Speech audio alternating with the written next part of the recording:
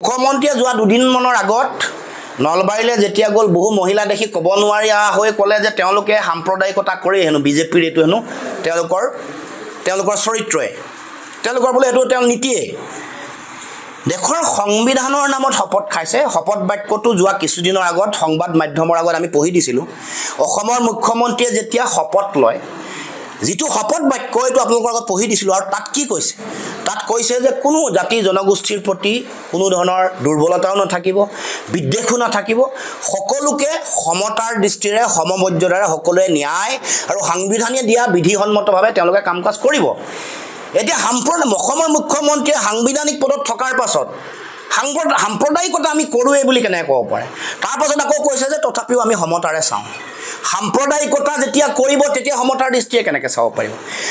আমি সেইকেইটা কথা বাৰু ৰাইজে বিচাৰ কৰিব, কিন্তু মোক কৈছে যে আমি হেনো বোলে তুষ্টিকৰণ কৰোঁ। তুষ্টিকৰণ কোনে কৰে এইটো আমি দেখুৱাই দিওঁ। তুষ্টিকৰণ কোনে কৰে, কোনে কৰি আহিছিলে এইটো চাই লওক এবাৰ তুষ্টিকৰণ। আৰু তুষ্টিকৰণ কোনে কৰে এইটো চাওক, এইবোৰ অকণমান দেখুৱাই দিয়ক ৰাইজক।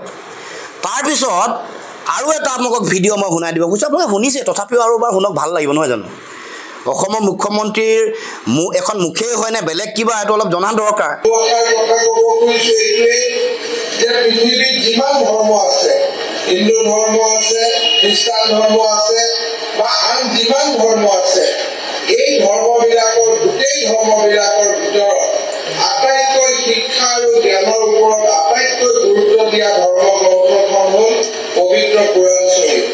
পবিত্ৰ কোৰাণ শ্বৰীফত প্ৰথম শব্দটোৰ পৰাই শেষলৈকে এই পবিত্ৰ কোৰাণ শ্বৰীফে জ্ঞান আৰু শিক্ষাৰ ওপৰত। গতিকে তুষ্টিকৰণ কোনে কৰে, কেনেকৈ কৰে আপোনালোকে সকলোৱে দেখিছে। ঢিঙলৈ গৈ কাৰ ভোট বিচাৰিছিলে সেইটো কথাও দেখিছে, বা বিভিন্ন সময়ত যিবোৰ কথা কৈছে তেওঁ ভোটৰ কাৰণে, এইবোৰ কথা অসমৰ ৰাইজৰ নখদৰ্পণত আছে, হাতে হাতে আছে। গতিকে আমি তেওঁ তুষ্টিকৰণৰ তেওঁহে আচলতে হেডমাষ্টাৰ, এই কথা সকলোৱে জানে।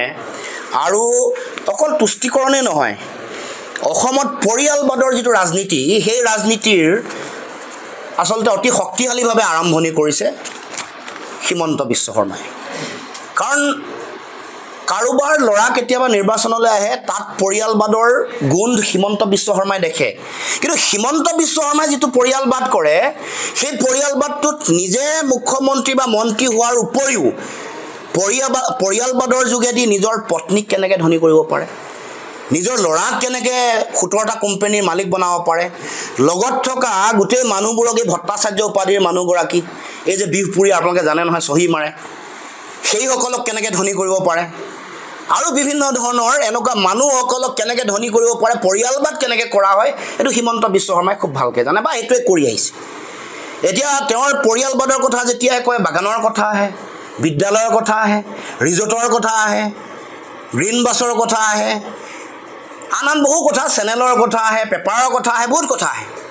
গতিকে তেওঁ তুষ্টিকৰণো কৰে আৰু পৰিয়ালবাদো কৰে। অসমত পৰিয়ালবাদ কৰা, এতিয়া আকৌ মানুহে কৈছে যে তেওঁ আকৌ বৰ্ণবাদো কৰিবলৈ আৰম্ভ কৰিছে। যিকোনো খবৰৰ বাবে যোগাযোগ কৰক 7099017330 লগতে 7099017110 নম্বৰত।